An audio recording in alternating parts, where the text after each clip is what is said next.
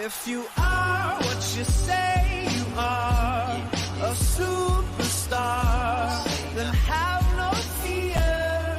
The camera's here and the microphones, and they wanna know.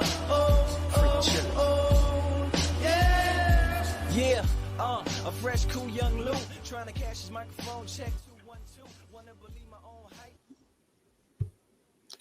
Ladies and gentlemen, welcome to Talk Spicy. I'm Coach Gene Clemens, Riptide Media Network, and the 102.9 The Game app. Make sure that you download it wherever you get your downloads from. Shout out to the Bleacher Brothers and people who are watching on their platform. Shout out to Football Game Plan and the people who are watching on their platforms. And shout out to all of the people who are following on Twitter, on Instagram, on Facebook, or are subscribed to the YouTube channel at Coach Gene Clemens. We are back. And guess what is back? The NFL schedules are back. The NFL is the king, right? NFL is the king. They have figured out a way to make everything an event, to make every part of their offseason must-watch, must-see television. It's interesting, too, when you think about it, because what does the schedule release actually tell us?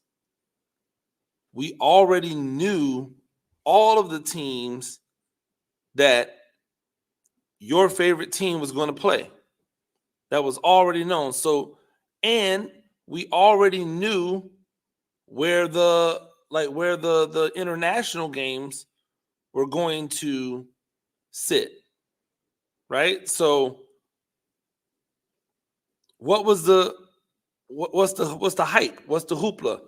The hype and the hoopla is we don't have anything else to talk about, and we love football so much. We love the NFL so much that we're willing to have and engage in conversation, drop think pieces, have debates, have arguments, have memorials for our season, just based off the fact that a schedule is dropping.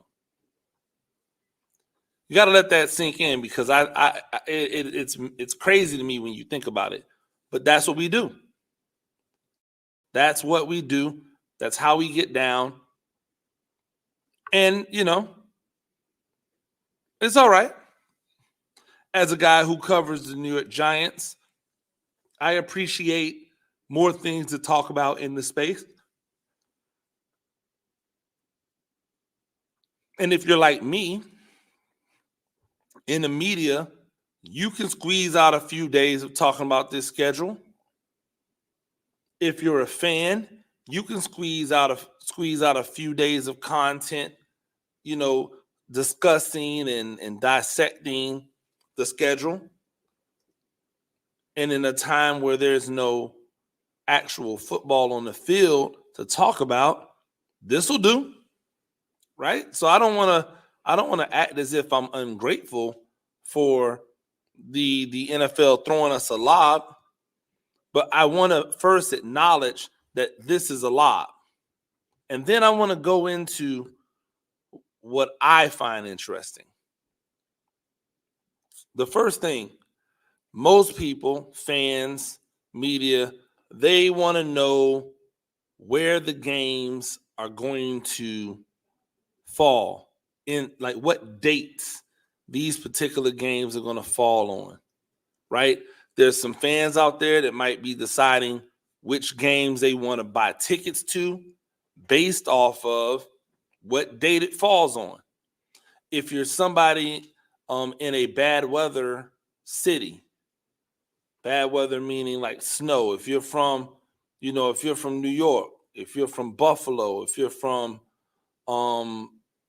Pittsburgh, maybe you want to plan a vacation around going and seeing your team play somebody in the South, right? You might want to plan a vacation around going to see somebody play in Miami or in Jacksonville or in Tampa or in Atlanta or in Dallas, Houston, LA. Those are possibilities. And so because of those reasons, the schedule is important to fans. They want to see how their season is going to shape up, right? What they might want to do, what they might want to experience. I get that. For media, it's important, right? What's my travel itinerary? If you're somebody that's following these teams around, what's my travel itinerary going to look like, right? Which games am I going to have to worry about the commute, because that's going to be a really packed game just based off of what we believe those teams to be. Which games do I absolutely positively have to be at if I'm somebody that doesn't go to every single game as a member of the media? Which games do I absolutely need to be in attendance for, because that's going to be a game, right? That's going to be a game. We answer all of those questions, right? For fans, we answer those questions. For media, we need to answer those questions.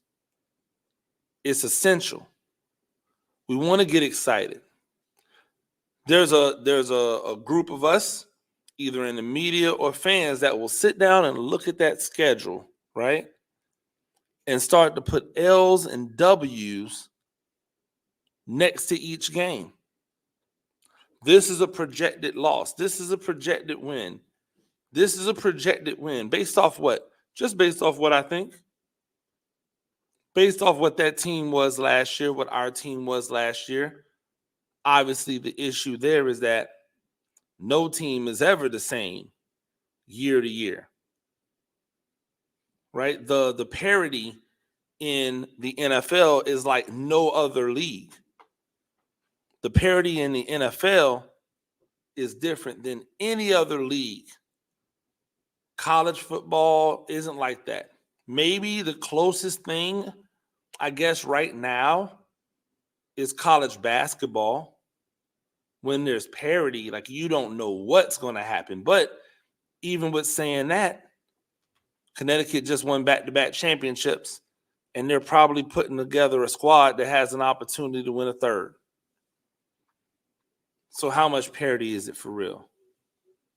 Now, you might be saying to yourself, well, the Kansas City Chiefs have won, blah, blah, blah, blah. But yeah, every time they get there, it's someone different. Every road they take, they have to go through different teams. It's not just the same old representatives over and over and over again. The road is different.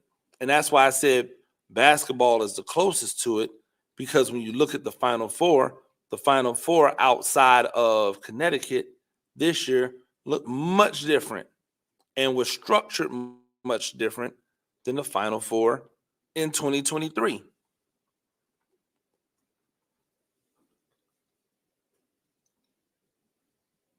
So there are teams that are out there.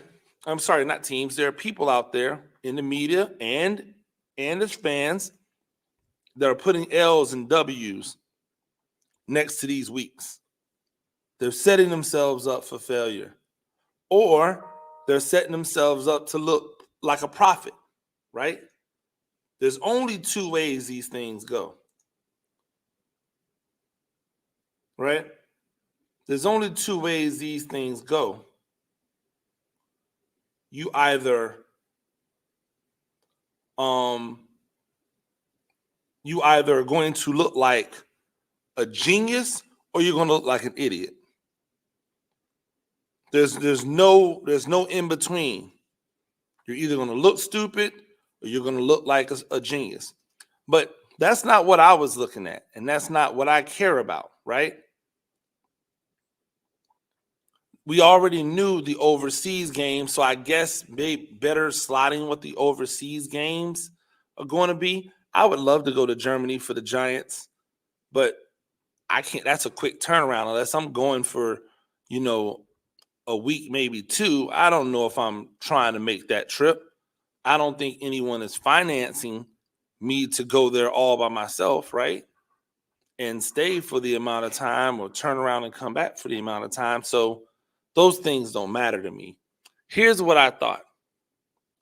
I was listening on the people talk about all of the different platforms that you find NFL games on now, right? And it got me to thinking about certain things, right? Number one,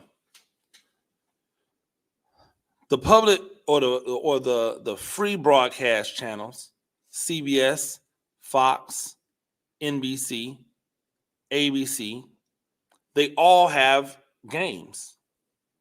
ABC has Monday Night Football, that comes on ESPN, right? CBS and Fox have their regular scheduled games, the 1 o'clock, 4 o'clock slots on Sundays. NBC has their Thursday night football, right? So you have these free, quote unquote, right? Except for ESPN. So that is the 4 major networks that all have football. Then, right, and this is where it gets fun at. ESPN has the Monday Night Football game. That's a part of ABC. NBC has games, but Peacock has games. And you can't count them as the same entity. You know why? Because you have to pay a subscription for Peacock. So Peacock has their own games. Right? Amazon Prime, they have their own games. They've got Thursday night football games. NFL Network has games. We all know about the Red Zone. And then YouTube has all of watch all the games, right? The Sunday Ticket. YouTube has the Sunday Ticket. And now Netflix is going to have the Christmas games. So if I'm thinking about this, right?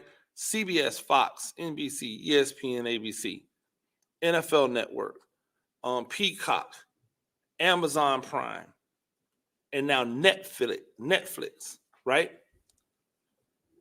That's 8 different places that you have to go in order to consume all of the NFL that's available. People are concerned. Mike Florio, of Pro Football Talk, he wrote that free football is starting to become obsolete. That free football was in danger. That free football was going to be a thing of the past. And my answer to everyone who's complained, people who have said things, is duh. What did y'all expect was going to happen? Everything that I've ever heard about people talking about the wealthy is, well, you know, the wealthy say that you have to have 7 streams of income. You have to have 7 streams of income. Okay, so what if I own one entity and I can have 7 different people pay me for my one entity? Is that 7 different streams of income? Of course it is. And it's smarter because it's one entity that is drawing all of the streams.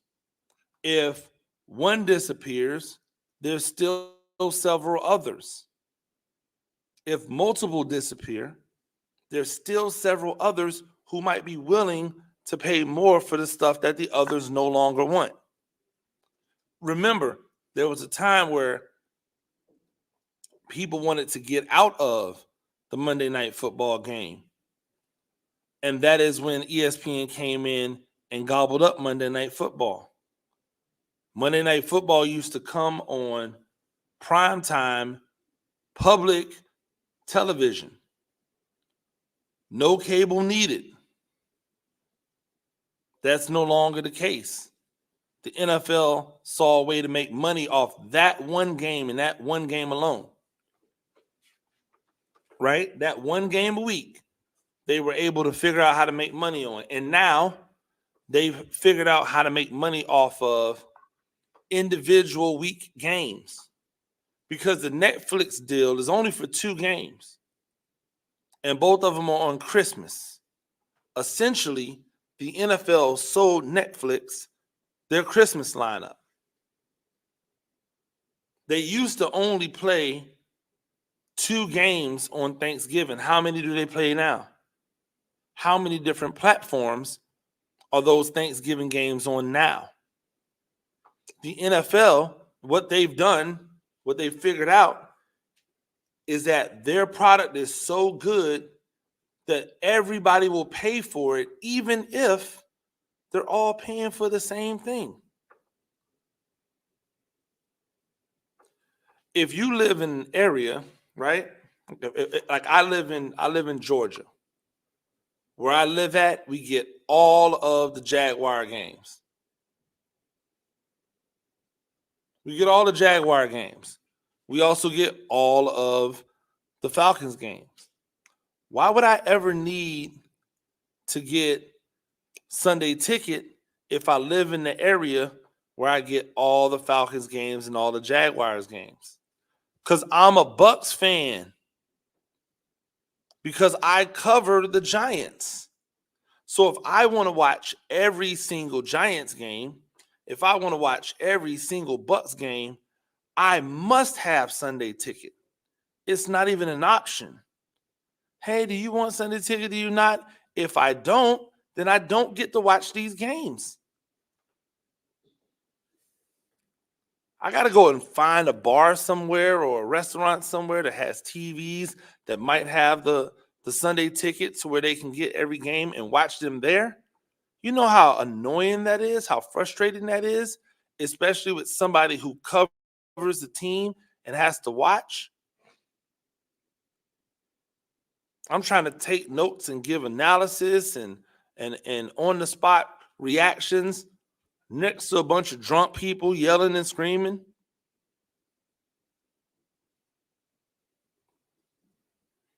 So yes, you're darn right I need to know what all of these different entities are. Right? I'm impressed, thoroughly impressed, that the NFL has continually found ways to keep making money off the same product. That is the genius of the NFL. You guys think they added an extra game just to get more ticket sales? Right? No. They added an extra game so that they had more games to sell to people who wanted to broadcast games. That seems pretty evident to me. This is the exact playbook you should have expected for billionaires to run. They are the crack dealer. They got the product. The product is so good that they can keep stepping on and stepping on and stepping on and stepping on the product, and y'all still eat it. I shouldn't say y'all, that's wrong. We still get it. We still consume it. They are stepping on the product. They are making us pay more for it, and we still love them for it. If that ain't business, if that's not business at the highest level, then I don't know what business is. If that's not what you would expect for billionaires to do, then I don't know what you expect from billionaires. Right? At the end of the day, this is how they move. This is how they operate. Everybody out there, by the way, and I should say this. I'm not saying this as if I'm mad at the owners. I'm not mad at the owners for making money. What I am mad at the owners for is making all of this money, paying the players less, with the exception of the quarterback, paying them less, and fans not being outraged by losing their homegrown or their drafted prospects to other teams who were able to pay them $3, $4, $5 million more. In some cases, $1, $2, $3 million more. How can you have a product that makes money hand over fist and a salary cap that is so stringent that it does not allow for teams to keep their homegrown products? That's where the parity comes in at. Why is parity important? It's not important so that everybody stays so that all the fan bases stay happy. That's just what they tell us. Parity is not important for that reason. Parity is important so that none of the owners care who's winning and who's losing. Everybody makes the same amount of money. Right? Just off of it doesn't matter who's winning and who's losing because everybody's eating the same. Everybody's selling a billion pounds of merch, a billion pieces of merch. Everybody's selling out stadiums. Everybody's charging $10, $12 for a beer, $8 for a hot dog, gouging at every single turn. They are making money, more money than they know what to do with. They're printing it. People are worried about the one game, like they're worried about the millions of dollars they make off of the gate and off of the concessions for that one game. No, they wanted to have more games so they could sell more rights. And don't think it's over. Don't think this is the end of it. It's not the end. Right? It's not the end. In fact, this is only the beginning. It's only going to get worse. Don't believe me? I'll tell you how. Imagine a world where every single week there's a package of games to each network. That's happening right now. Right? That's happening right now. Now imagine the world where we just take a game, we move the game to Saturdays permanently. We don't care about college football. We're beating college football anyway. They started infringing on Sundays with games. We'll start infringing on Saturdays with games. What happens when the NFL has a Thursday night game, a Friday night game, and a Saturday night game? What happens when the NFL has an NFL game on every day except Tuesday and Wednesday? All of those games are going to be owned by different people. They're going to be owned. The rights to them are going to be had by different people. All crazy revenue streams. And people are like, oh, well, Saquon Barkley wants too much money. He's a 26-year-old running back. That's diminishing returns. Why would you care about what Saquon Barkley wants when the Mara family has generational wealth because of it?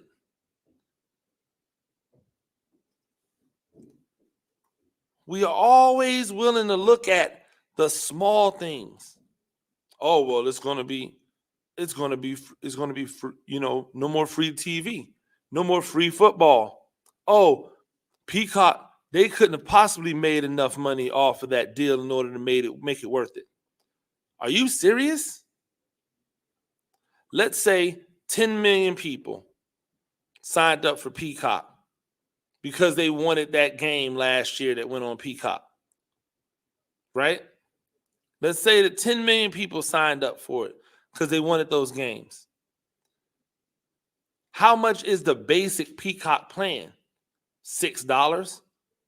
Quick $60 million in a day, right? Now, no more games. How many of those 10 million are actually going to remember to unsubscribe from Peacock? I can tell you. Not that many, but let's just say it's half. So 60 million one month. The next month, half of the people unsubscribe, 30 million. The next month, half of those people unsubscribe, 15 million. The next month, half of those people unsubscribe, 7.5 million. In 4 months, they've made $100 million. What are you people talking about?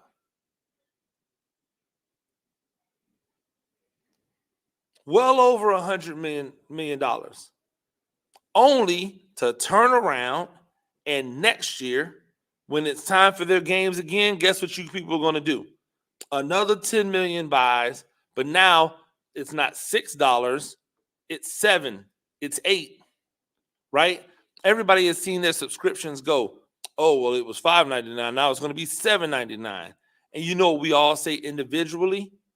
That's $2, it's not that big a deal. I know, because that's what I say. It's not that big a deal, it's only $2. Because they're not talking about my money individually. They're talking about the millions upon millions of people who are all okay with $2 more. And they just keep squeezing and keep squeezing and keep squeezing. Netflix has 2 extremely popular games. They've got Chiefs Steelers, they've got Chargers, and the and the Ravens.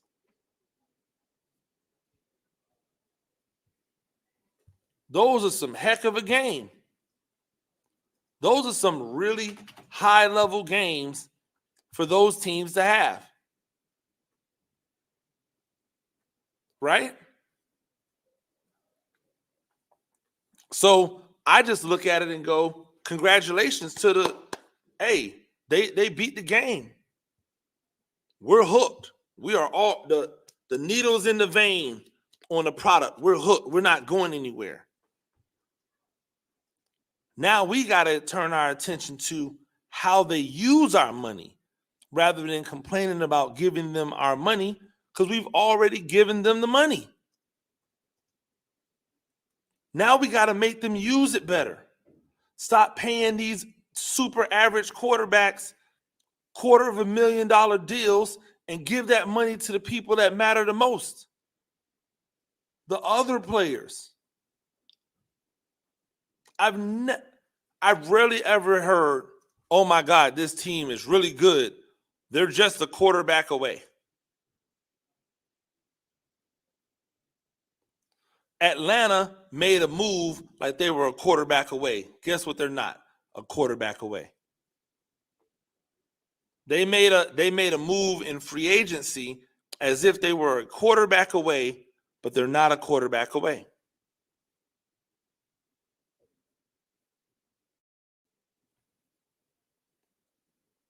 The Bears, they made a move as if they were a quarterback away, but they're not a quarterback away.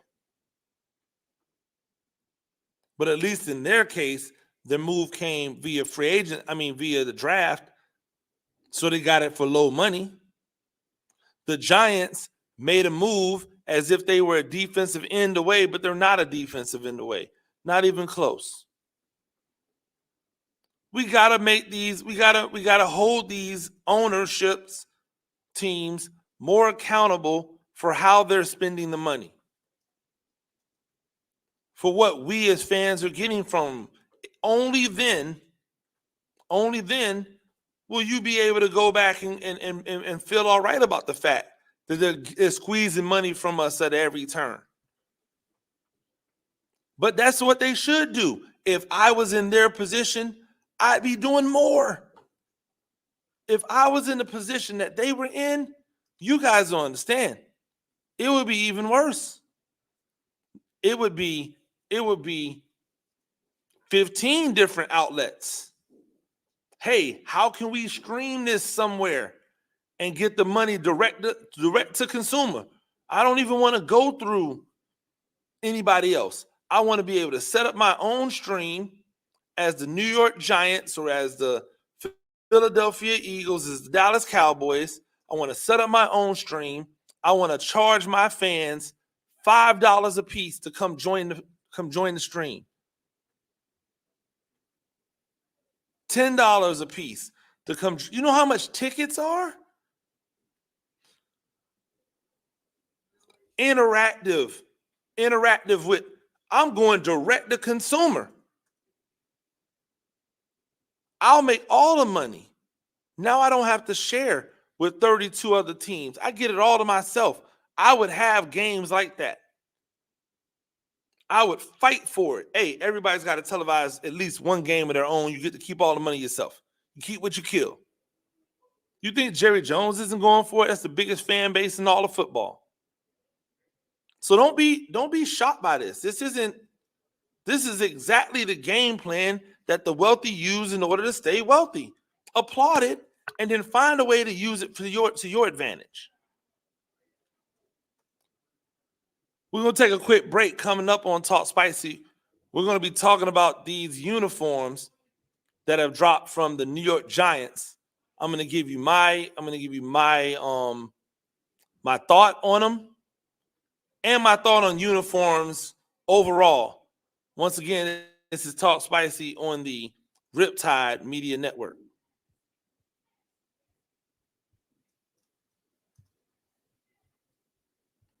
Adopt US Kids presents What to Expect When You're Expecting a Teenager. Learning the lingo. Today I'm going to help parents translate teen slang. Now, when a teen says something is on fleek, it's exactly like saying, that's rad. It simply means that something is awesome or cool. Another one is totes. It's exactly like saying, totally, just shorter. As in, I totes love going to the mall with Becca. Another word you might hear is jelly. Jelly is a shorter, better way to say jealous. As in, Chloe, I am like so jelly of your unicorn phone case. You don't have to speak teen to be a perfect parent. Thousands of teens in foster care will think you're, rad just the same. To learn more, visit adoptuskids.org. A public service announcement brought to you by the U.S. Department of Health and Human Services, Adopt U.S. Kids, and the Ad Council. This is the story of a very special woman. In a matter of seconds, she turned herself into a great mathematician or an entrepreneur. Her knowledge was limitless and still is. She could also make monsters disappear, especially those that lurked in the shadows under the bed. Once, this woman put back together a teenage girl's broken heart, which had been shattered in 1,000 pieces, just by giving her a bear hug. She masqueraded as a regular person at work, but as a superhero at home. Everyone knows her as Gabriella. I still call her Mom. Your hero needs you now, and AARP is here to help. Find the care guides you need to help, complete with tips and resources at aarp.org/caregiving. A public service announcement brought to you by AARP and the Ad Council. Hey, Dad, your prescription will be ready in just a minute. Hey, Dad, your laundry will be ready in just a minute. Dad, your lunch will be ready in just a minute. Hey, honey, why don't you take a minute? When you help care for a loved one, you give them as much time as you can, making sure they're safe and comfortable. But it's just as important that you take some time for yourself. At AARP, we can help with information and useful tips on how you can maintain a healthy life balance, care for your own physical and mental well-being, and manage the challenges of caring for a loved one. Because the better care you take of yourself, the better care you can provide for your loved one. Thanks, Dad. Thank you. You're there for them. We're here for you. Find free care guides to support you and your loved one at aarp.org/caregiving. That's aarp.org/caregiving. A public service announcement brought to you by AARP and the Ad Council. Ladies and gentlemen, welcome back to Talk Spicy. I'm Coach Gene Clemens, Riptide Media Networks, and the 102.9 The Game app. Make sure you download that. I'm not joking. Go ahead and download it right now. Coming up next, after I'm finished here, Bleacher Brothers will be joining you at 6 to 9. All of the news and the notes of the day. The New York Giants unveiled a new new uniform, a new throwback uniform, and they teased this. It's funny because the schedule dropped yesterday or yesterday evening, and then we got a teaser from the Giants teasing that they were going to be dropping their new uniform, not obviously not full uniform, like they're not changing, but a new alternate uniform that they were going to have. As you know, the New York Giants are going to be celebrating their centennial anniversary. And so I and many others had already kind of thought it's probably going to be some type of throwback uniform. And at 10 a.m. this morning, they released what their new uniform looked like. And it is definitely an old school uniform, right? It's definitely an old school uniform. The way that it is created. For people who are listening to me and not like watching or can't watch or haven't seen it, it is a red and blue horizontal stripe going through it with the white outline and the numbers in the middle. I actually thought it was a really good look, right? But I'm going to go into more like why I think it's a good look. I think a lot of times what we deal with, right, is we deal with this idea that people can't just be different, right? I don't understand it. Like, why can't we just be like, why can't something just look different? So it's they call it the Century Red, right? They call it the Century Red, which makes sense because they are celebrating a century of football, right? So they call it the Century Red, and in the Century Red, as you can see up here if you're watching, right? The Century Red shows the red jersey with the blue stripe through the middle and the number inside the stripe.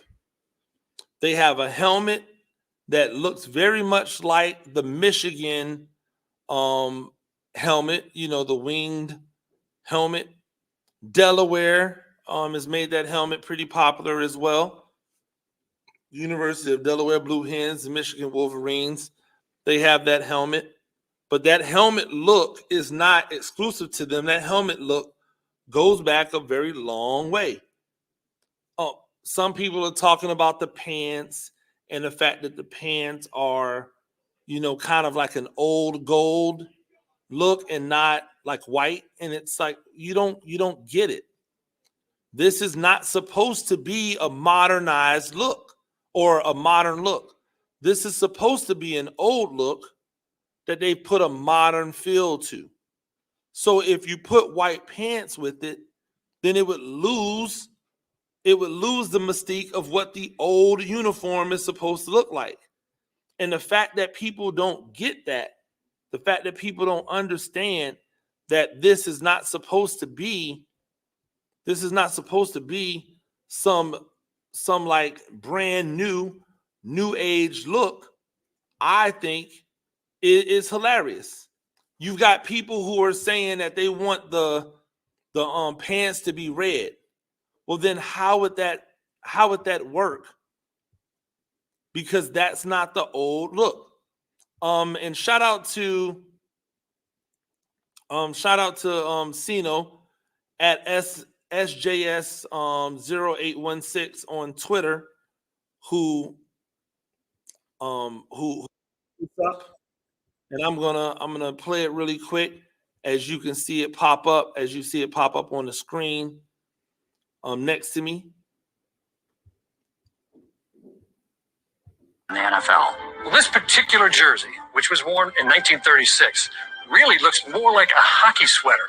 You know, and this is kind of unique. It was taking on multiple colors, which most teams hadn't done at that point, and it really, really set them apart from that drab look of the one-color uniforms in the NFL. So it talks about the fact that this was a strategic matter on the Giants back when they first brought this look to be. That this look was supposed to be different because everyone was just doing one basic color. Does that sound familiar? Look at some of these NFL jerseys today. Still just one basic color. You want to know one of the things that I really hate about high school football? High school football associations. They have regulated all of the fun and all of the creativity out of the uniform.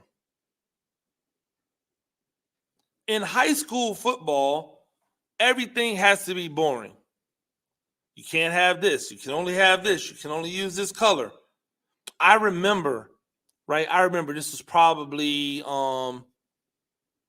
2000s, probably the mid 2000s, 2005, 2006, 2007, when I think Adidas was the first to do it. Adidas had a light gray uniform, right? Up until that time, nobody had a light gray. And Adidas had a light gray uniform. And what was unique about the light gray uniform is that it was dark enough that when you played teams in white, you knew who the away team was or who the dark team was, right? But it was so light that when you played other teams that wore dark uniforms, there was a clear contrast. This was an opportunity to have a uniform that could be home and away. They stepped on it. They immediately made it a home uniform. It had to be a home uniform. For sure. Dark color only. Stepped on it. I remember when they started putting patterns in the numbers, right? When they started putting patterns in the side and the slits in the shoulders. I remember when they started doing full sublimation on the patterns on the pants. It was exciting, innovative. You could have fun with it. Stepped on it. NFHS, and then trickled down to the governing bodies of every school.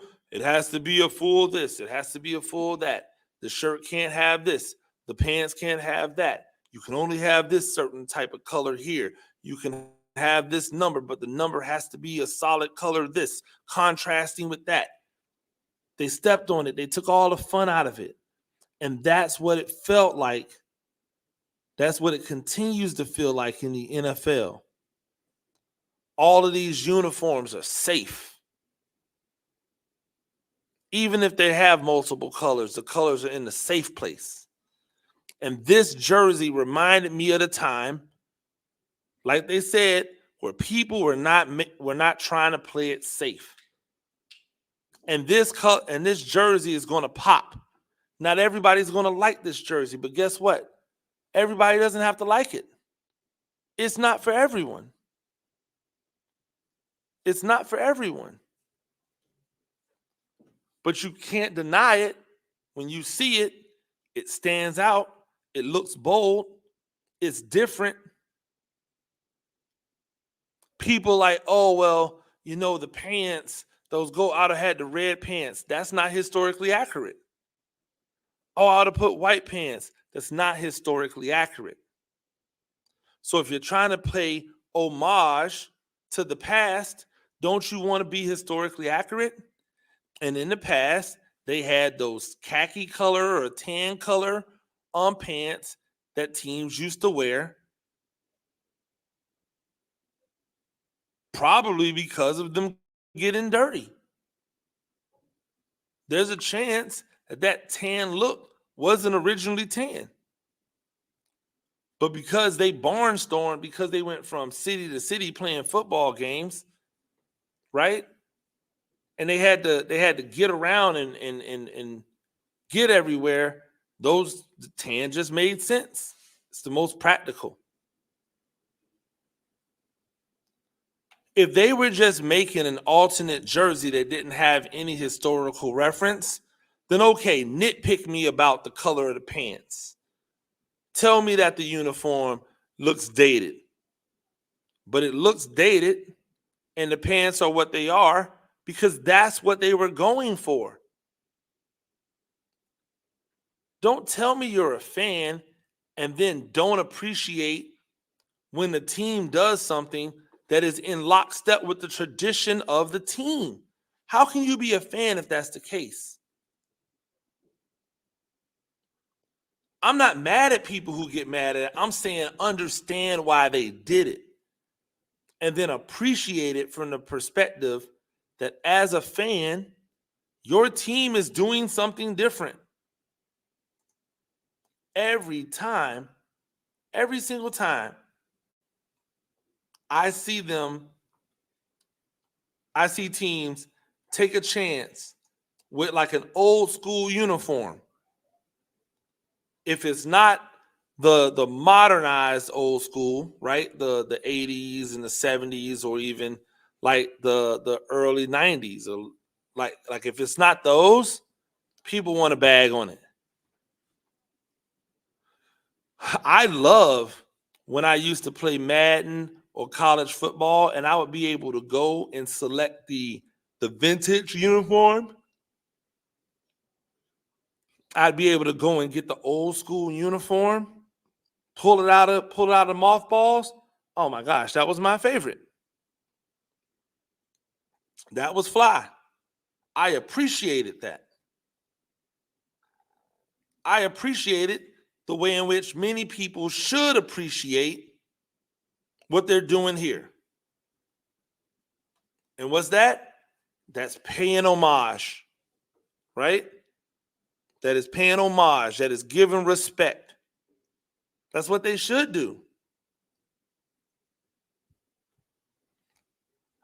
Also, what I've been seeing, by the way, is a lot of talk as the numbers for Madden, as the numbers for Madden come out. Right? The numbers for Madden and the college football, I'm gonna put it up here, and then I'm gonna show you what you get for your money, right? So let me pop this up in. Who did I get this from? Okay, so this is from Hayes Fawcett, right? Hayes Fawcett at Hayes Fawcett 3. Shout out to you. It shows the 3 different bundles that EA Sports is going to be offering with the college football. Right? Shows the 3 different bundles that EA Sports is going to offer with college football. And if you're looking up here, I'm going to put it on full screen so that you can see it. And if you're not looking on here, I'm going to just explain. So they have 3 bundles. They have the standard edition, or not bundles, excuse me. They have the standard edition. They have the deluxe edition. And then they have the MVP bundle. The standard college football game is going to cost $70. That's going to include your base game, your alma mater ultimate team pack, choice of 1 player item out of 134, cover athlete ultimate team pack, choice of 1 player item out of 3, bring glory home ultimate team uniform item. Then the deluxe edition, which is going to be the base game, 3-day early access, $4,600 college football points, alma mater ultimate team pack, choice of 1 player item out of 134, cover athlete, Bring the Glory. Then a limited time offer by June 27th is going to be the Heisman Hopeful Ultimate Team Pack. Choice of one player item out of 5. 4,600 college football points. Then they have the deluxe edition is only going to be $100. I just said only out of my own, I heard me. The MVP bundle is going to get you the college football deluxe edition, right? The 3-day early access, the 4,600 college points, the Heisman Hopeful Ultimate Team Pack, the alma mater, the cover athlete, the Bring the Glory home. But then you're also going to get Madden 25 Deluxe Edition, Ultimate Early Edition, 3-day access, 4,600 Madden points. That's going to be $150. But you don't get Madden early. Like, you don't get Madden right then when you get college football. You're going to get college football in July. And then a month later, you're going to get Madden. You're going to have both of them together.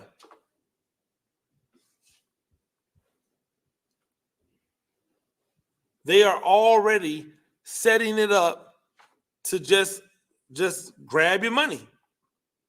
Yo, give me all the money. My question becomes, how much did these cover athletes get paid? Did they get paid the same amount of money as everybody who had to stroke their pen and get their little $500 check or whatever it was? Right? The little cup of noodles? Or did they get paid really, really well? And then if we're going even further, right?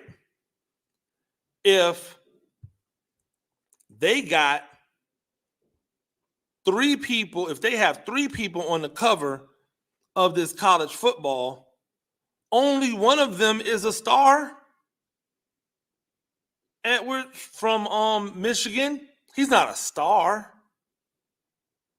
Quinn Ewers, he's not a star outside of Texas. And even in Texas, they ready to get rid of him to get Arch Manning on there. They're ready to get Quinn Ewers out of there so that they could have Arch Manning come in and play quarterback for them. The only star on here is the one in the middle playing for the team who preseason right now is the worst of the 3. 2 of those teams played in the college football championship, right? 2 of those teams were in the playoffs. One of them didn't even make a bowl game. But that one in the middle, Travis Hunter, is hands down the best college football player in the world right now. It's probably not close for second. His abilities as a receiver and his abilities as a defensive back, if he only did one, he'd be a Heisman front runner. But he does both at an extremely high level.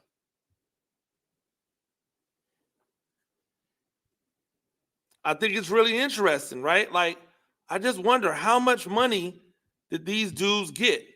Because it's clear that EA Sports is trying to get their money from everybody right now. Let's do this. Let's find out how many copies did the last college football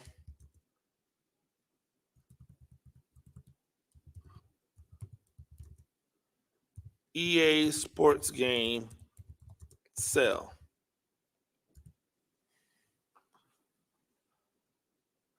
The last time that EA Sports sold college football was NCAA Football 14. That was released in July 2013. Y'all with me? Please be. Right? It was in July of 2024. I'm sorry, July of 2013. At that time, it sold 1.5 million copies. 1.5 million copies. That means if that 1.5 million only that they got back in 2013, before everybody was super junkied up on the internet, right? If that sold 1.5 million copies, what do you think this one's going to do? But let's just say it only sells 1.5 million copies, and the cheapest version is $70. 70 million, right? Plus 35, that's 105 million just off the sales. Now, if you know what I know, you're probably not going to be able to play the game if you don't have the online stuff, and then you're going to have to buy various things in order to play at the level that you want to play at.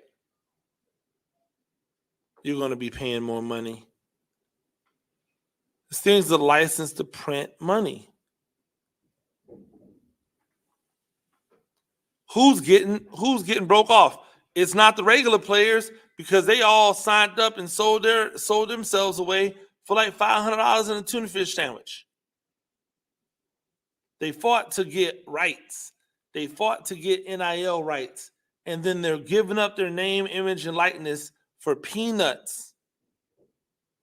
I'll be interested to see if Shedeur Sanders is in the game, or if it's just QB number 2. Right? If it's QB number 2, that tells me they didn't pay Shedeur Sanders enough money. But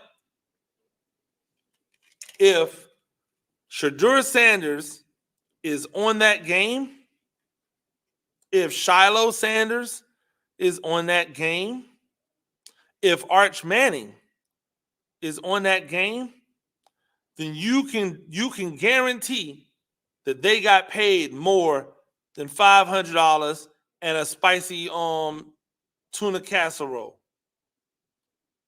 You can 100% guarantee that if those guys are on that game, that they got paid handsomely for it. I can't say that for everybody, but they don't need the money. And they know that their name, image, and likeness is worth more than that. They understand that they should be charging people more than that. They know how the game works, and they're not going to be bullied. They're not going to be they're not going to allow people to make fun of them because they didn't take the money. They're not going to allow people to call them greedy because they didn't take the money. They just know better. And when you know better, you got to do better, right? That's the rule. When you know better, do better. They know better. I'm just as excited for this game as everybody else is. I'm just as excited. I'm just as excited for the new uniforms with the Giants as everybody else is. I just happen to think about things a little bit differently than maybe some of you do out there. Doesn't make you wrong. Doesn't make me crazy. Doesn't mean that I'm the only right. I'm just trying to give you a different thought process to think about. EA Sports, they are about to make money hand over fist. If somebody tells me that they paid, the EA Sports paid $100 million to make this game, I'm going to have somebody tell me to prove, like, you're going to have to prove it to me. I'm going to have to see the numbers. Because it's one thing I know is that You don't go broke making a profit.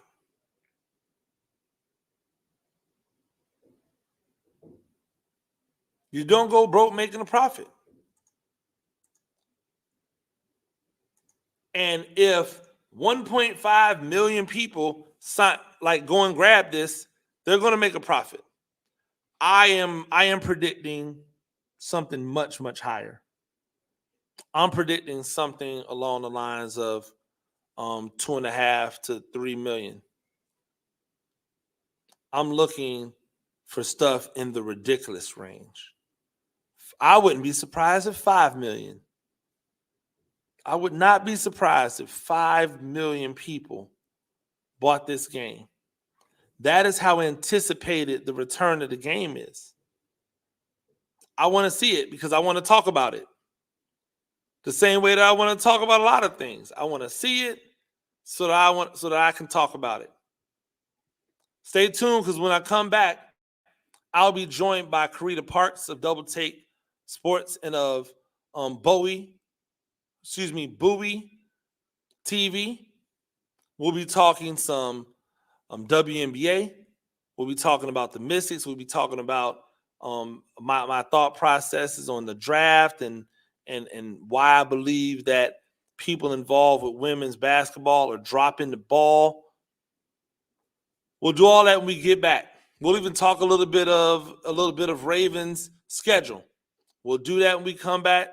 It's Talk Spicy on the Riptide Media Network. Right now, our country feels divided, but there's a place where people are coming together. I gotta tell you, I was nervous to talk to someone so different than me. Me too, but I'm glad we are. Love Has No Labels and One Small Step are helping people with different political views, beliefs, and life experiences come together through conversation, and it feels good. Wow, your story is so... Interesting? Yeah.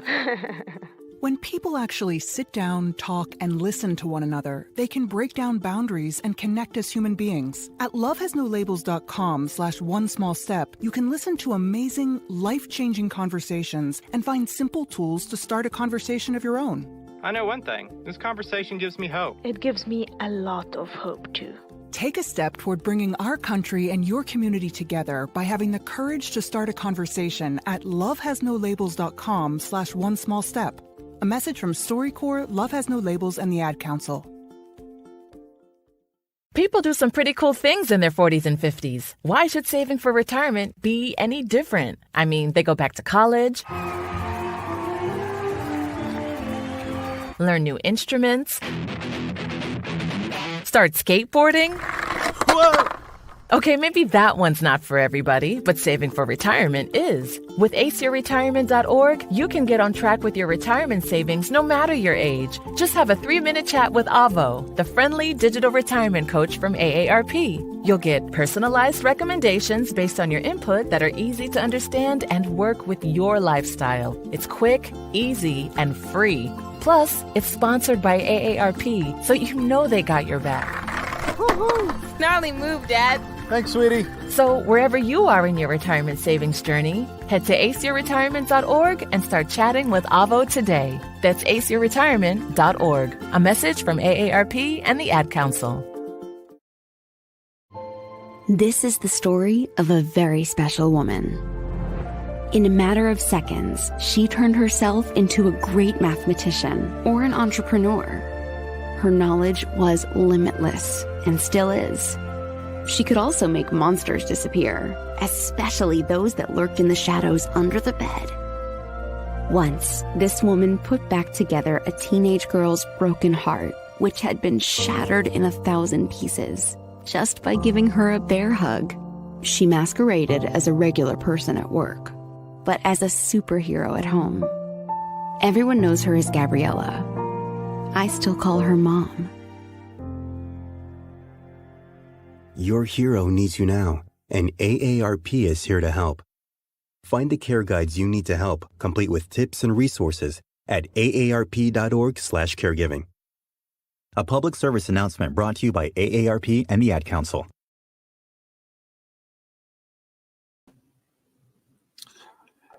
And we're back. Talk Spicy, Riptide Media Network, and 102.9 The Game app. I'm Coach Gene Clements, joined right now by Miss Carita Parks of Double Take Sports and Bowie TV. Yes, yes. Absolutely. So, and Bowie TV, I know for people who are not here. Bowie, my bad. My apologies.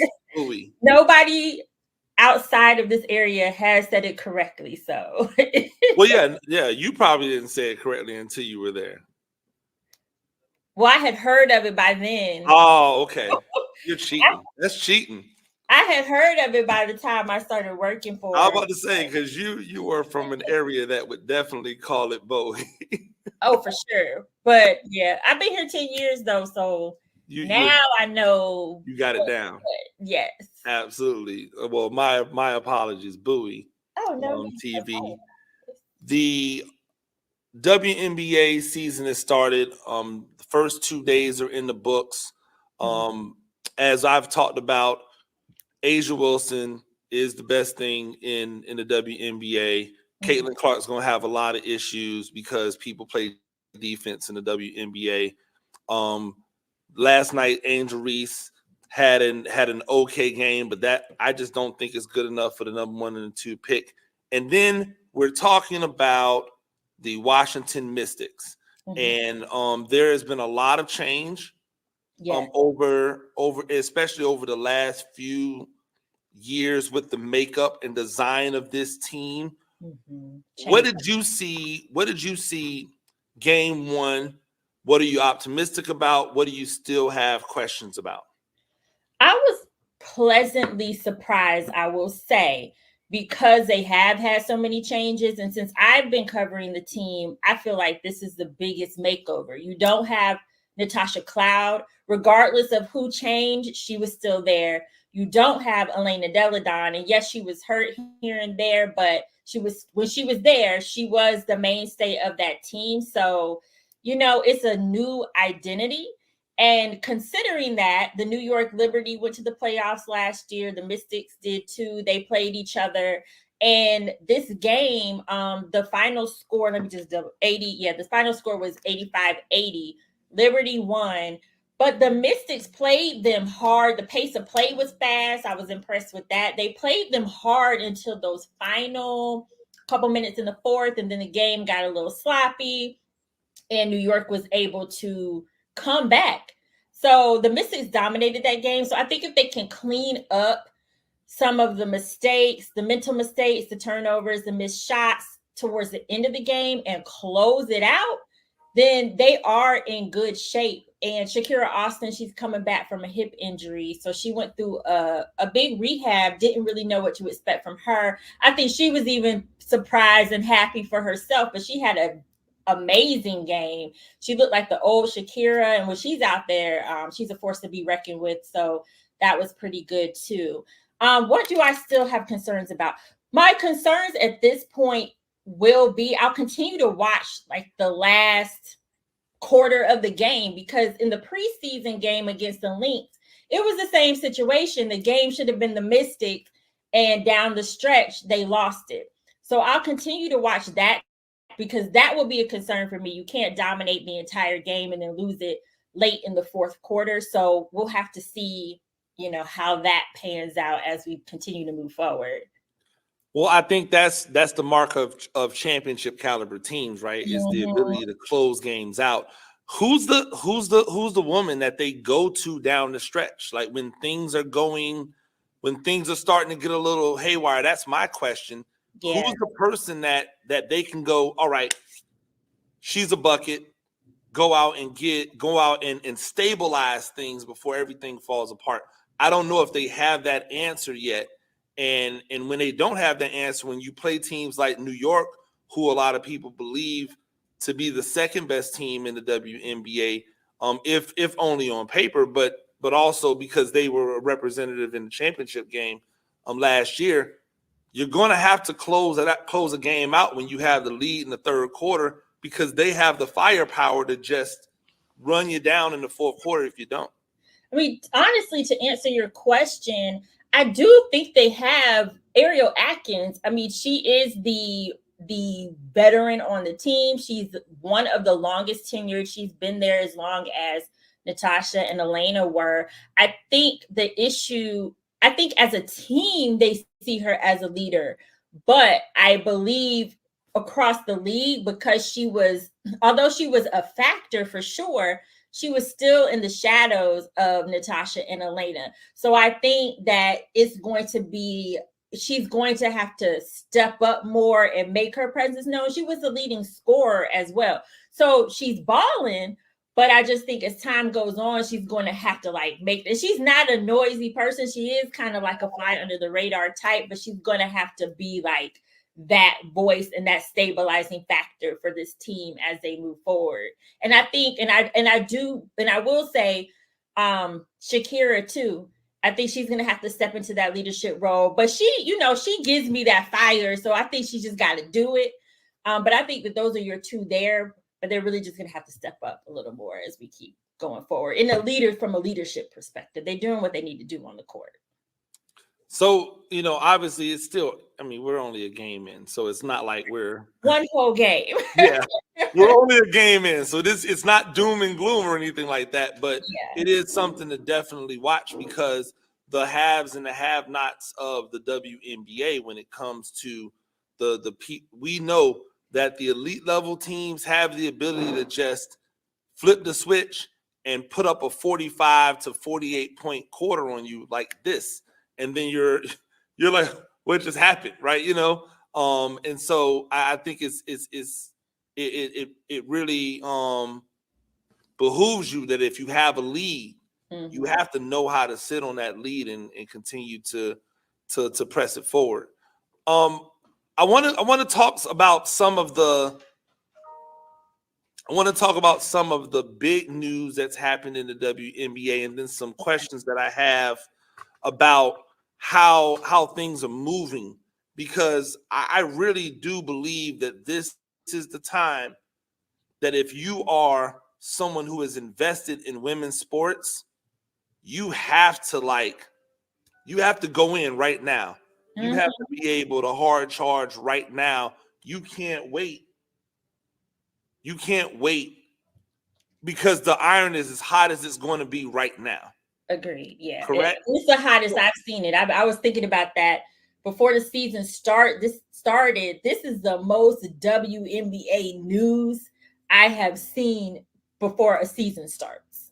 Absolutely. And you have, if you're advertisers that are in bed with the WNBA or marketing women of the WNBA, now is the time to push it forward. So my first question becomes, I know for a fact that A'ja Wilson did not have a signature shoe before Caitlin Clark's signature shoe deal. I know for a fact that did not exist. I'm not mad at the fact that Nike came back and made sure. For a fact, because that's just how you feel. No, I know for a fact. Okay. That's what I was trying to decipher. Okay. Yeah. I know for a fact. I made some calls to some people who know some people, and I know there were talks about a signature shoe, but there was not a signature shoe on the done. This is it. This is going to be there. The Caitlin Clark situation and the backlash from her getting a signature shoe before A'ja Wilson had one sped the process up. My issue is Nike, they have signature shoes coming in 2025. We have Angel Reese with a Reebok deal, and we haven't heard anything about when her signature shoe is supposed to drop.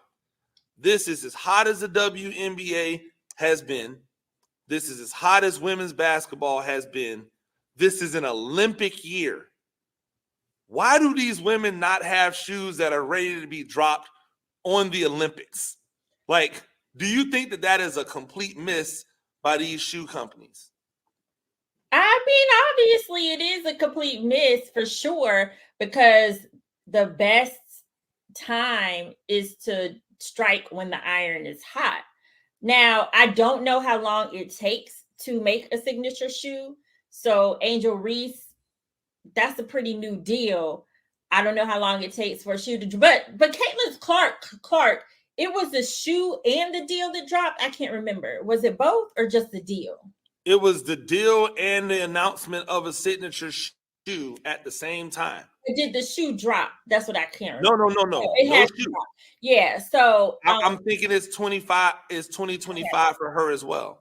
Yeah, so I don't know how long it takes to make a signature shoe. So perhaps they should definitely be speeding up the process, because I don't see why it couldn't be done by the end of the season. But maybe for these shoe companies, they feel like, okay, making the announcement now makes the most sense.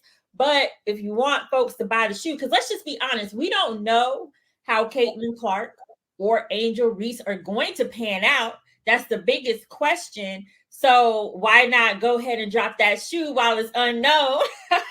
Because next year, they might not be as hot. People will still buy their shoe, but they might not be as hot as they are now. I mean, for the Mystics, they're 2 games. The only 2 games so far that have moved to the Capital One Arena, which is a first in my tenure. I've been covering since 2019. First time they played at Capital One Arena since they moved to the Entertainment and Sports Arena, which is their home, is Caitlin Clark and Angel Reese, the Sky game and the Fever game. That's major. So I do think that the shoe company should definitely speed up the process, but I don't know what they, Like I was looking because I was curious, like when we all could see this coming. That's my problem, is we could see this coming. It's not like the Olympics popped out of nowhere. For sure. It's not like the Olympics popped out of nowhere.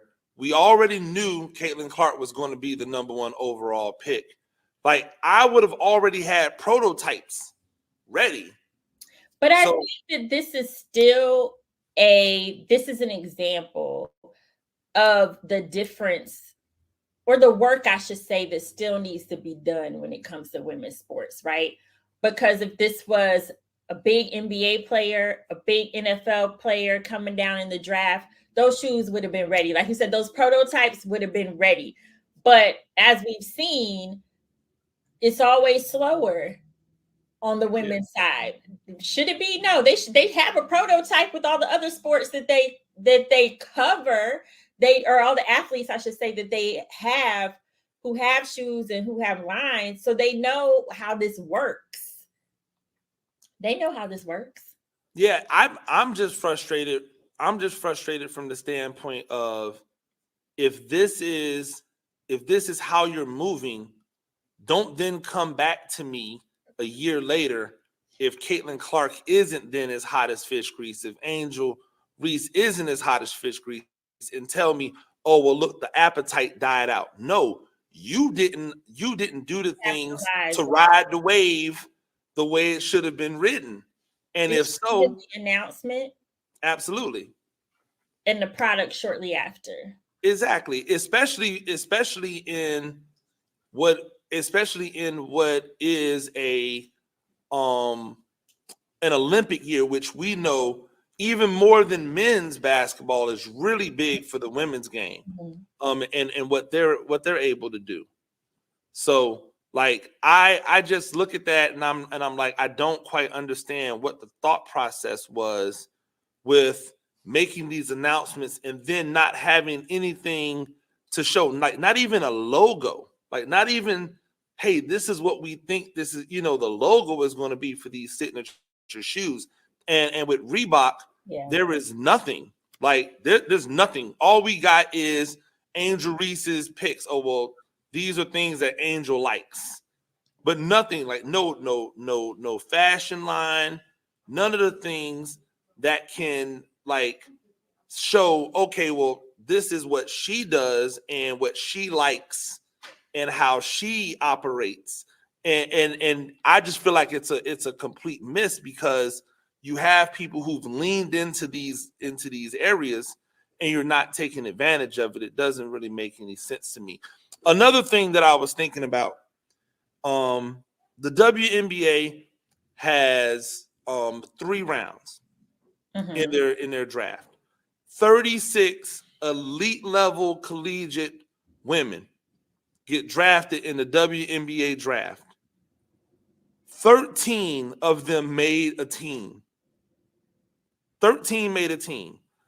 Similarly, last year we had first round picks not making teams. It's been a consistent theme. Is the WNBA draft just a show and not actually what it should be, which is to replenish the talent or to add to the talent of these teams? Because what I read from it is these WNBA teams don't feel like they need help. Well, what I see from the outside is they need help. The players have talked about this actually, and they see it as more of there's not enough teams. Like there should be more teams in order, because there are a ton of talented players. I don't know if this came up later, but there's a ton of talented players. But their argument is we need more teams in the WNBA for these players to have a place, because there's only so many teams that they can go to and actually make the roster. Well, here's my theory, right? I don't think a draft is a viable model for every entity. Even if you add 2 more teams, you're talking about rosters of anywhere between 12 and 15. You're only talking about 30 more players. You're still going to run into the same situation. And even if they get to the number, the 16 that they want to get to, which I believe is 4 more teams, right? They're still going to run into the situation of, if I have a draft that's 3 rounds long and we are picking talent, these teams are not going to need those new 3 people that they're adding, and it makes it a farce. Well, what am I missing though? Because I mean, you can say the same thing for NFL draft and NBA draft. Like some of these guys, they go to. I mean, unless you're like in the first few like rounds, some of these guys they go to teams and end up getting cut. Unless you're trying to think.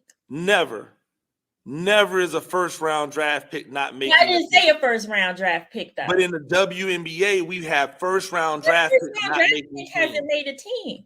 Off the top of my head right now, I do not know, but one got cut this year, and I believe one got cut last year. And I don't know. Like I personally, I'm not saying I haven't seen that. I thought we were talking about some of the folks in the later rounds. So I'm not saying it didn't happen, but I just don't know of that scenario.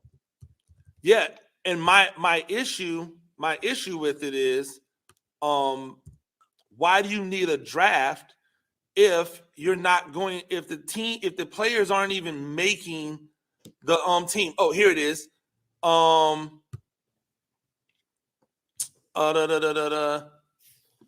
13th overall pick in the draft. Maxwell, Brenna Maxwell. Like she was a top 13 pick. She got cut by the Sky. Yeah, I mean, now that is crazy. Like, come on, what are we talking about here? Like, so like if she can't make the Sky, right? And I understand. Did she get cut by the Sky, but she couldn't make any other team, right? So my thing is, why do you need a draft if you don't have 12 teams that all have viable needs? Then just have free agency. And now you can have people bid. Are doing it to, I mean, I think they are doing it to elevate their visibility, to be honest. So I hear you, but I don't feel like just because first round draft picks get cut that they should not have a draft, because a vast majority of those first round draft picks don't get cut. You might have, I don't know of several first round draft picks getting cut from a draft year. So I don't think that they have to kind of dumb down what they do just because of that. I feel like they're trying to increase their visibility. The WNBA draft is a way to do that. It is a way to get the players out, names out there, the brand out there on a larger scale. People do watch it who don't necessarily engage in the WNBA. So I hear that, but I don't feel like that should have impact or affect what they do as far as the draft is concerned. Because it's not a majority of those women getting cut that are in the first. So you don't think it's a bad look for the WNBA that only 13 of the 36 draft picks actually made a team? But there's not 36. So the televised portion of the draft is typically like the first round. No, I know, but I'm just saying, like, overall, there's 3 rounds, there's 36, there's 36 players taken in the draft. Yeah. I think it depends on who it is. I think it depends on who it is. I don't, it's in covering it and being in it, I haven't heard it come up. Like, I haven't heard that come up as a negative perspective on the WNBA draft itself, or even the WNBA. So from my perspective, I don't see anything wrong with them trying, because I feel like it's coming from a different place of why they're doing it. Do they need to tighten up the process as far as that's concerned? Yes, but does it mean they shouldn't have a draft? I don't feel like that. Yeah, I'm just trying to think of a better way to be able to A, disperse your talent, B, not have the negative connotation that comes with most of the talent not making a WNBA team, but also then having a way to better pay the people who are the elite levels in there. So if you didn't have a draft, if it was just free agency, then now a player like Caitlin Clark goes to the highest bidder. Mm-hmm. And now that becomes the news. Now your Angel Reese, goes to your highest bidder. Your Cardoza goes to your highest bidder. But the fact that the league isn't there yet. I mean, they're just getting charter flights. So, charter flights, there's a lot of things they're just getting to. Not to say it could never happen, but the fact of the matter is they're just not there yet.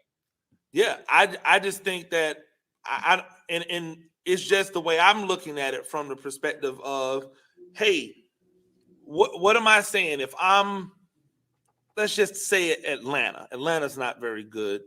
They haven't been very good in a while, probably since Angel McCoughtry was there. They're drafting every year.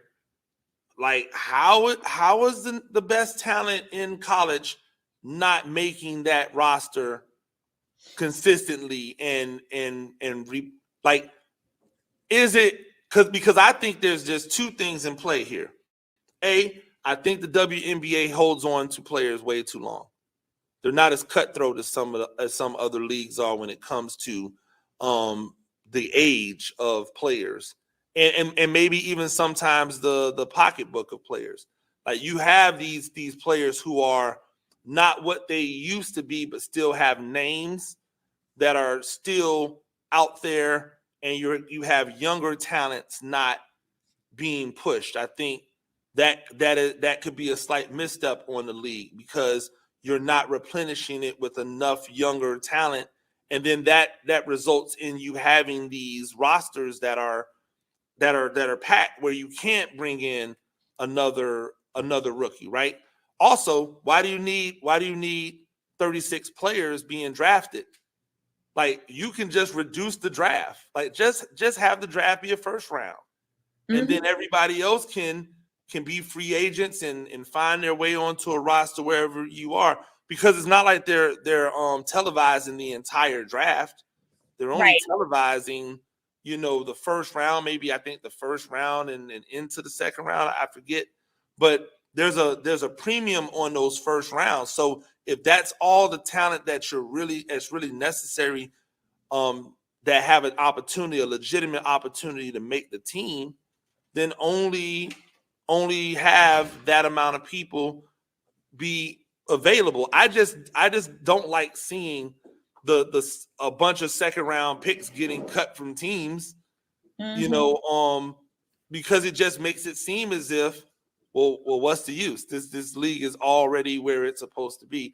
It was just something I was thinking about, and I was raving on when I was talking about the fact that the shoe companies really aren't pushing the gas pedal like I would love to see them pushing the gas pedal on these shoes. I think there's a lot we'd love to see with the WNBA, but I feel like we also have to kind of look at people where they are. I think the great thing about the WNBA is, although it's a slow process, which is unfortunate, they are trying to get better. It's just a much, much slower process. The resources are different. It's just different. So yes, there's a lot of progression that can happen, that should happen, but it's going to take time. Yeah, I think, and I agree with you, right? Mm-hmm. I also think that in some of this has been the WNBA getting in their own way. Like the charter flight thing was silly because people were ready to pony up and have charter flights several years ago, and they kept slicing it down and saying, "Oh, well, we can't." Like that's somebody getting in their own way. You messing up your own blessings, right? Mm-hmm. So, I want to get you out of here on this because I know you got to go. The NFL schedule dropped. Yes. Obviously, we know about the game with Kansas City, game 1. We know about the game with Houston on Netflix. What's one game that you've looked at on that schedule and go, this is you're going to be locked in for all of them, but people are going to be locked in for this game? Let me see. Because I was tight. I was a little tight when I was watching the schedule release, and I saw that Netflix, like, I don't know the bag that Netflix paid. They clearly paid a massive bag because they got 2 really good matchups, like really good games. That's what people are doing these days. So I think a lot of folks are going to be locked in on that Chargers game. It's the Harbaugh Bowl. Jim and John Harbaugh. Jim coming back to the NFL. So I think people are going to be locked into that one to see which Harbaugh is going to come out with the win. But also, I think Justin Herbert and Lamar Jackson, that's going to be interesting to see too. So I think that'll be a really good game that's going to get a lot of eyes. Absolutely. I agree with you. It'll be interesting to see because we know that the old Baltimore coordinator is now over in LA hanging out. It'll be interesting to see how much of that offensive game plan that started in San Francisco, then made its way to Baltimore, will make its way with Justin Herbert as more of a runner than we've seen in the past, because we know he has running ability. That is a definite game that'll be. Importantly, though, there's a lot of former Ravens players with the Chargers now. You got J.K. Dobbins, Gus Edwards over there. I'm sure I'm missing somebody. In addition to the coordinator, Ravens director of player personnel is over there. So it's going to be like old Ravens versus new Ravens. So it's a lot going on with that game. Yeah, and I'm hoping that J.K. Dobbins can get on the field and restart what was looking like a really promising career. Gus Edwards seems to be the guy who can overcome any injury. He just keeps coming back from injuries and doing what he's done. So he had a great season his season last year was great. He had a great season. No, he's going to fill that same role for them that he filled with Baltimore, and so it'll be fun to watch. Hopefully those guys get on the field.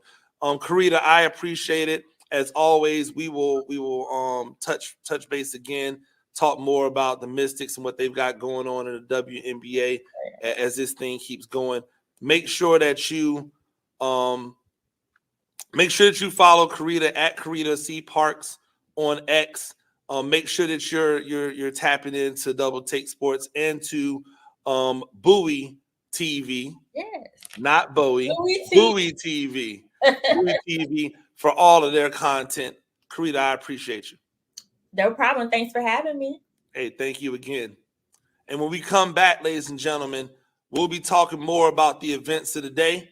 This is Talk Spicy on the Riptide Media Network.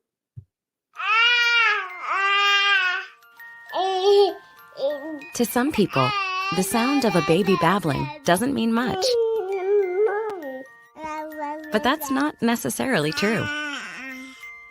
By 6 months, they're combining vowels and consonants.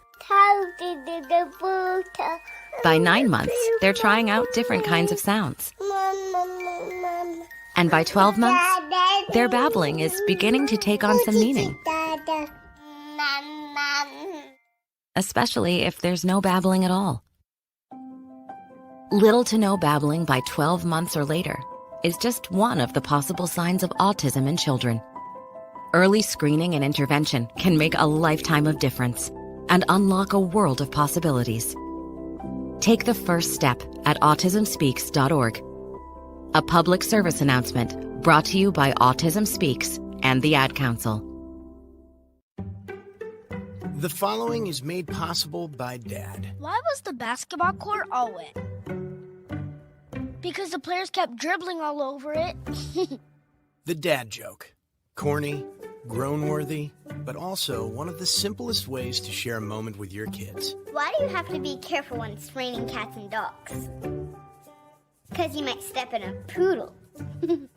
And kids that spend more time with their dads grow up to be smarter, more successful. Can I tell you a cat joke? Just kidding. And, with any luck, funnier adults. Why didn't the skeleton go to the dance?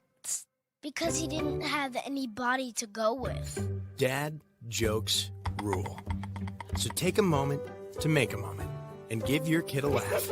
It's as easy as going to fatherhood.gov. Brought to you by the U.S. Department of Health and Human Services and the Ad Council. That's really funny.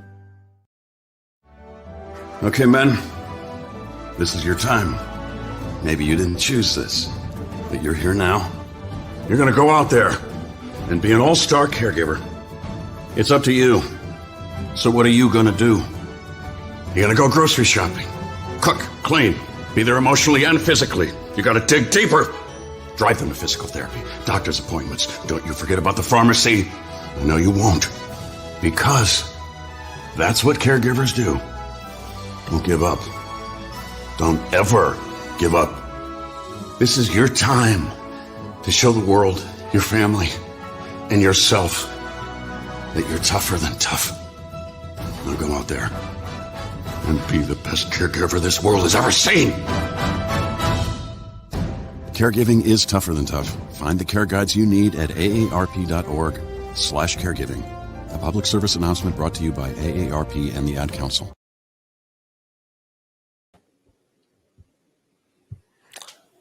Ladies and gentlemen, welcome back to Talk Spicy. Coach Gene Clemens here, Riptide Media Network and the 102.9 The Game app. It's been a good one. Thank you again to Carita Parts of Double Take Sports and Bowie TV for joining me. Make sure that you stay tuned. After us, the Bleacher Brothers will take over from 6 to 9. You definitely don't want to miss that. And shout out to the Giants again for just taking chances. I mean, we just don't see it enough. People taking chances. People getting out there and, putting themselves in a position to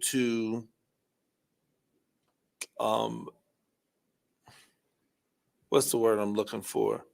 People putting themselves in a position to do something different, right? And face the scrutiny, but be okay with the scrutiny. It's been a big day, by the way. It's been a big day. It's been a big time for video games. Yes, we've gotten word that college football is back, and we've got release dates, and we've got price points and all that jazz. But I ain't gonna lie to you. One thing that I used to love, one thing that I used to crave, I used to love the boxing games. And it has been a long time since we've had a really good boxing game. And then we heard the news that Undisputed was coming back, right? Undisputed is going to be released on October 11th, 2024. We're going to get a boxing game back. The standard Undisputed has Canelo Alvarez on it. The deluxe has the Gypsy King on it. They're both featured in a promo for the Undisputed video game. I don't know about you guys, but I am extremely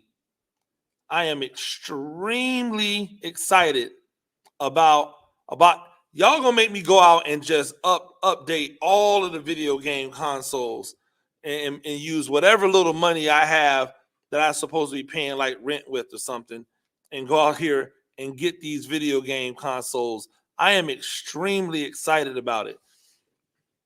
I don't know why, but I've always been a dude who has enjoyed the boxing games a lot. I've always enjoyed the boxing games a lot. I think that there's not enough that's made of them. I'm gonna play the intro so that you can see what Undisputed looks like for yourself. WBC champion of the world, Tyson. You think you ready, huh? We go with the bout you've all been waiting for. We just getting started. You don't really want it. It's time. Oh my word, what a shot! Incredible action! Dip jab, and that felt like a power punch, I'm sure. What an atmosphere it is. They go toe-to-toe to the bell. Been floored by the headshot. Refusing to lose. Refusing to give up. A solid right hook to the head.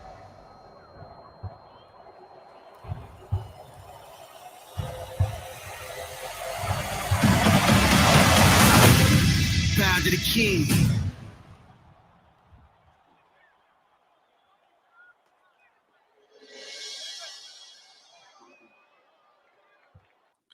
And you get Roy Jones Jr. 93 if you pre-order. Like, who's not excited about that? Like, raise your hand if you're just ready to go and grab that right now. I'm just happy that it doesn't come out around the same time as college football comes out, because if it did, then I don't know if I'd be able to like play them all at one time. Like, that's the craziest part about it, is I don't know if I'd be able to play them all at one time. So I'm happy. I'm happy that this is the case, that this is the best case scenario that we could have hoped for, right? Like that quality games that adults have been looking forward to playing, games that gamers may not like, because a lot of gamers aren't into sports games, right? That's the thing. Like, this might have me firing up the Twitch and firing up the YouTube and going live during games, like going live while I'm trying to build up my box, or going live while I'm trying to win that national championship, run for the Heisman. Like, all of those things might be going on. So I'm really excited about it. I think that other people are going to be excited about it as well. I know my guy Malik Span he's got to be hyped when he saw the promo for this Undisputed video game.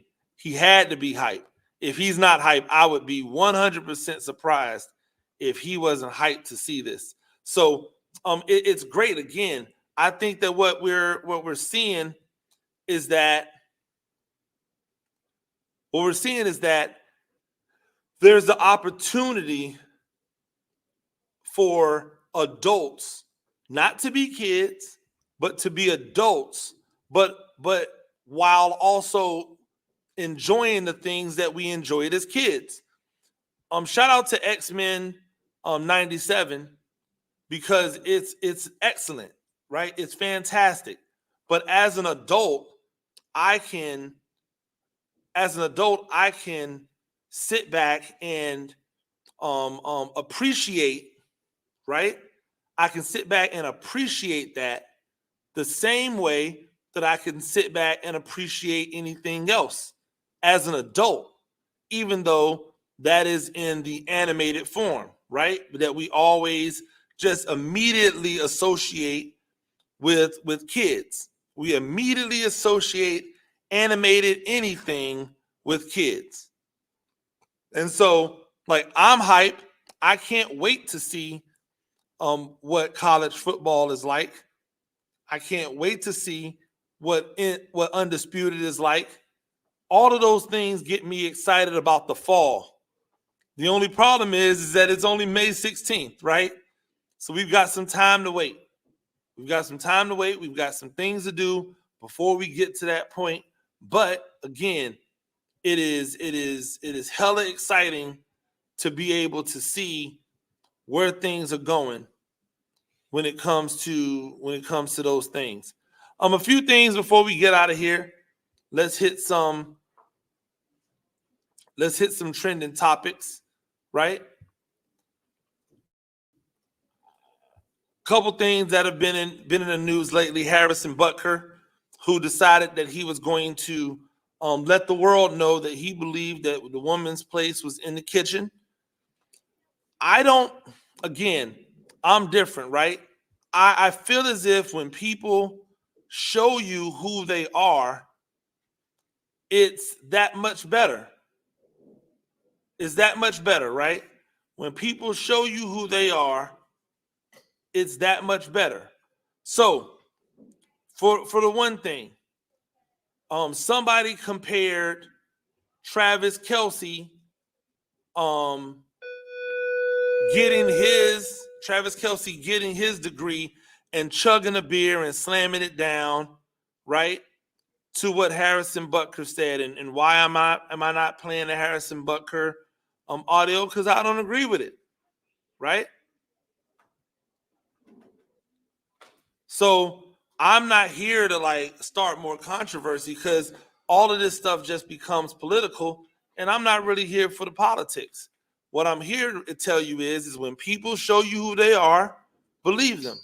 Travis Kelce shows you, hey, I'm frat boy fresh, right? I am beer chugging, fun loving, cool, right? So if you don't take him seriously, that's his own fault. Harrison Butker is showing you, hey, I don't believe in women being in the workforce. I don't believe in women being out doing their own thing. I think they should be in the kitchen. I think they should be a homemaker. I think that's a very important role. Cool. Now he's got to stand in that, right? When women don't want to interview you, when you don't get the same amount of attention that you would get because of you've alienated women. When men who don't believe that women should just be in the kitchen, when they decide they're not going to rock with you, you can't then be like, oh, they're out to get me. No, you got yourself, right? They're not out to get you. You got yourself. You didn't have to do all this. You could have had all of these beliefs, and because you already have that life, you didn't have to expose the rest of the world to that. That was Harrison Butker and his own arrogance, right? Deciding, or maybe not arrogance, because that's the wrong word. I'm gonna shoot him some bail. That's him living his truth, right? That's him living his truth. And I don't have to like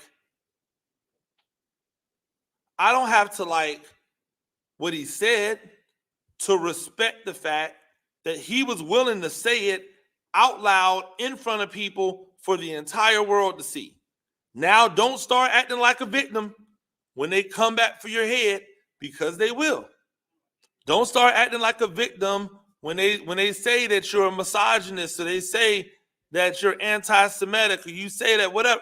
Like, don't all of a sudden start looking for shelter in places where you don't give as much as you receive.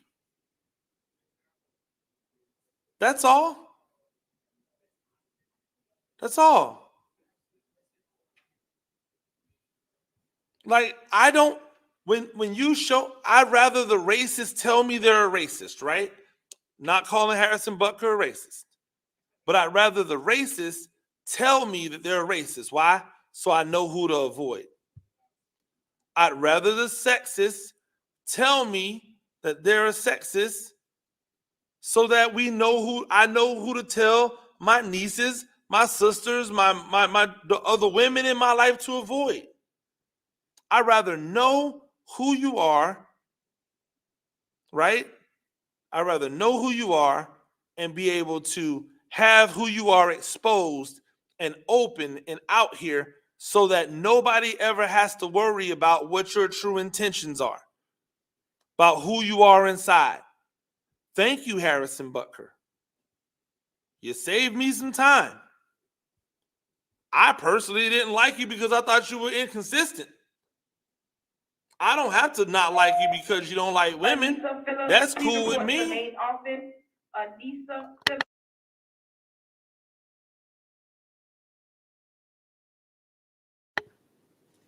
It's cool with me if a Harrison Butker doesn't like women outside of the outside of the home. He shouldn't anyway. He has his queen. His queen decided to stay home. His queen did exactly what he wants all women to do, except he doesn't have control over all women. He only has control over his woman, right? I personally, and I'm just going to tell you how I feel about this thing. I personally would lose my mind if my wife if I left home in the morning and my wife was there. I came back home and my wife was there. And then I talked to her about her day, and her entire day was just surrounded by doing the work around the house. I want a woman whose dreams and aspirations are to be more than just a mother. I want a woman whose dreams and aspirations are to be more than just a wife. I want a woman whose dreams and aspirations continue to transform and evolve as she gets older, as she accomplishes things. That's how I look at it, right? I don't want the woman to be at the house all the time. I don't need a woman to do all the cooking. I don't need a woman to do all the cleaning. In fact, I don't want the woman to have to do any of the cleaning. I want to hire somebody to do that. Stimulate the economy. There are things that we have in place. There are things that we have in place. There are things that we have going on to ensure that our lives together, I want to enjoy my life with her. I want to support her in her endeavors. I want to applaud her on her achievements. I want to advise her when she needs to have, when she needs to make like life-changing decisions. I want to laugh with her. I want to cry with her. I want to take the weight from her when it's feeling too heavy for her. I want her to be able to take the weight from me if I need it. I don't just want one thing and one dynamic from the woman. I don't need that. Right? I don't need that. So it's not even for me to be mad at what Harrison Butker says. I can just not agree with it. And I can tell the women that I know, the women that are in my life, the women that are out there, the women that listen to this, yo, now you see him. You know what he looks like. And then go into the comments. Go and look underneath where you saw it of all the people who are like, he's right. Because now you know who to avoid. Now you know who's not on your side. Now you know who's not there in your best interest. And if you agree with what he says, cool. Stand in it. Don't get afraid when the steam starts rising and your feet get hot and you don't see any place for relief. Don't cry out for help. Don't play victim. Don't act as if you were backed into the corner. This is how you feel. There are certain things, there are certain ways that I feel about things. It doesn't matter what you say, it's how I feel. And I'm going to stand on it. Call it whatever you want. Standing on business, cool, whatever. I'm with it. You like it, I love it. That's how I roll. That's how I roll. Right?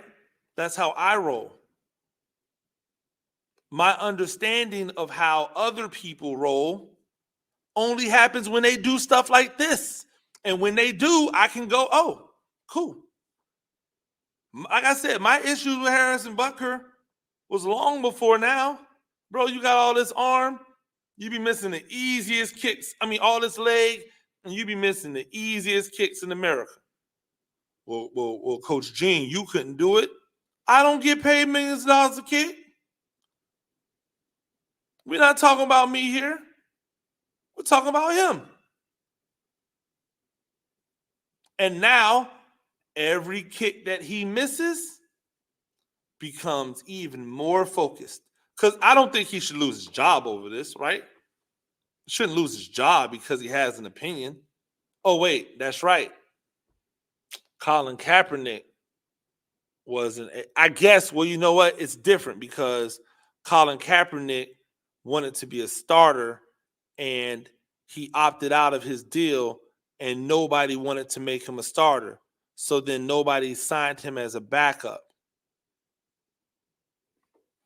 So do I have to wait until Harrison Butker gets released from Kansas City to see if any other team picks him up to see if this is like Colin Kaepernick? Right? I didn't think Colin Kaepernick should be blackballed. I don't think Harrison Butker should be either. Right? I don't think he should be either. But I think what should be noticed is, bruh, it's a lot of women who watch our game. So if you're not making kicks, we getting you out the paint immediately. Shout out to him, though. I mean, hey, not everybody's willing to stand on it. Not everybody's willing to say it out loud, say it publicly. At least he had the balls to do that. Ladies and gentlemen, that is another episode of Talk Spicy. I'm Coach Gene Clemens. We do this thing every day, Monday through Friday, 4 to 6 p.m. Stay tuned. Next for the Bleacher Brothers, Riptide Media Network. It's in the 102.9 The Game app. Make sure that you follow me at Gene Clemens. Make sure that you go ahead and subscribe to the YouTube channel at Coach Gene Clemens. Lots of things coming down the pipe. Till next time, peace.